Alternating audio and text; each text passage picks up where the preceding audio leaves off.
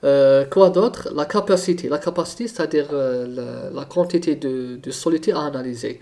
Donc, la capacité, la colonne remplie, c'est-à-dire elle accepte de plus grandes quantités que la colonne capillaire.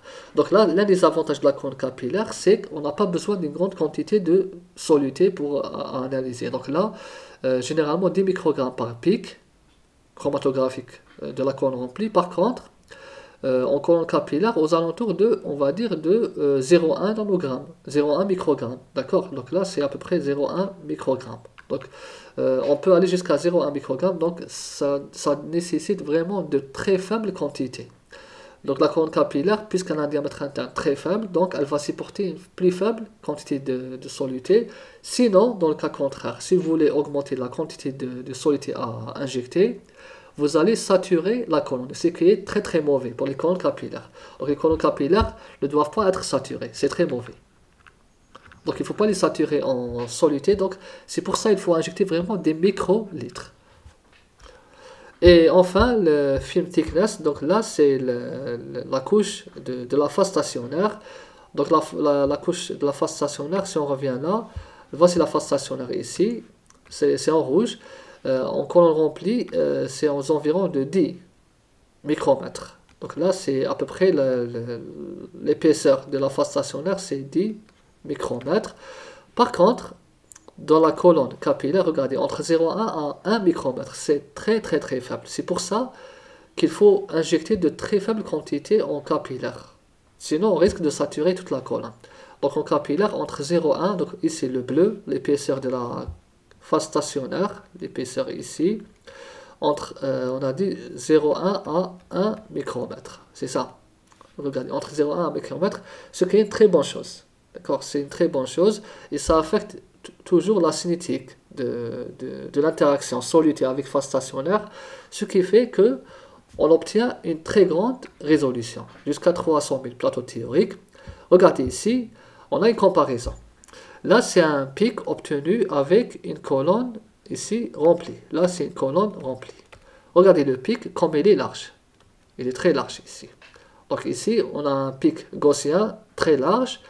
Et donc ici, quand on a large, ça veut dire que la sensibilité ici, elle va être très faible. Ici, on a une faible sensibilité. C'est-à-dire, là, c'est le détecteur.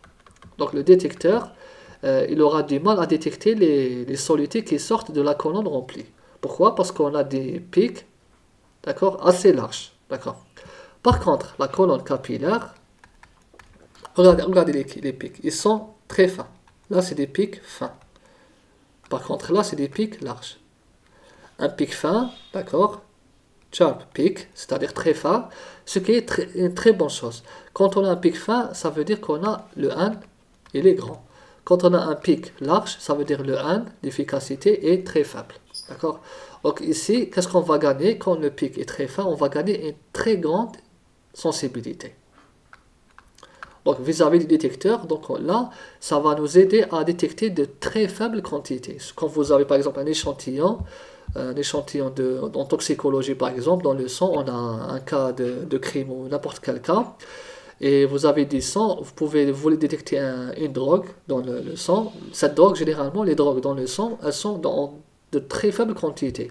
Donc, quand on va injecter dans un GC, quand on va injecter, puisque c'est du sang, on n'a pas beaucoup de quantité. Donc, on va injecter peut-être 0,1 à 1 microlitre, par exemple, 1 microlitre. Avec la colonne capillaire, on peut détecter. D'accord? On peut détecter puisque le détecteur, puisqu'on va gagner en sensibilité. Par contre, avec la colonne remplie, on aura beaucoup de mal à détecter des faibles quantités.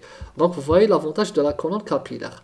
Donc là, pour ne citer qu'un seul avantage, sinon les avantages sont énormes. Donc, je peux vous dire qu'actuellement, dans les laboratoires de contrôle qualité, soit de l'environnement, les médicaments, le criminalistique, n'importe quel laboratoire, vous allez trouver que 9 colonnes sur 10 utilisent les colonnes capillaires. Toutes les méthodes d'analyse utilisent les colonnes capillaires. Les colonnes remplies, c'est 1 sur 10. D'accord? Les colonnes remplies, c'est 1 sur 10. Donc, on a un rapport de 1 sur 9. Donc, à peu près 90% des analyses par GC, elles se font avec colonne capillaire. Et environ 10%, actuellement 10% des analyses en GC, elles se font par colonne remplie. Donc ici, il n'y a pas photo, les colonnes capillaires, c'est les meilleures, c'est les plus utilisées actuellement car elles ont beaucoup de qualité, haute résolution, analyse rapide, grande efficacité, très bonne, excellente sensibilité pour le détecteur. Tout ça, elles font que ces colonnes capillaires, elles ont surclassé les colonnes remplies. Là, c'est les colonnes, là, il faut pas oublier, donc, au moins, elles ont le mérite d'être les colonnes classiques. Là, c'est des colonnes classiques, on va dire. Classiques, car c'est les premières colonnes utilisées en chromatographie gazeuse. Après, avec le temps, quand la technologie s'est développée, maintenant, on utilise énormément les colonnes remplies. Donc là, c'est les meilleurs. Donc les colonnes capillaires, c'est les meilleurs. Sinon, il y a un cas où on a des colonnes capillaires remplies, mais toujours, ça reste open tubulaire. D'accord. Je ne vais pas trop détailler, je vais être rapide. D'accord. Bref, comment ces colonnes, donc on peut avoir. Donc là, pourquoi j'ai dit phase stationnaire liquide. On a un cas où c'est vraiment aussi des colonnes. C'est des colonnes. Des phases stationnaires solides, pas liquides. Donc regardez ici. Bon, là le film polyimide, voici le film polyimide, d'accord. Voici la phase stationnaire, elle est là. La phase stationnaire, elle est là. Donc la phase stationnaire, c'est quoi? C'est un matériau, d'accord. C'est un matériau solide. Donc ici la phase stationnaire, elle est, on va dire, solide,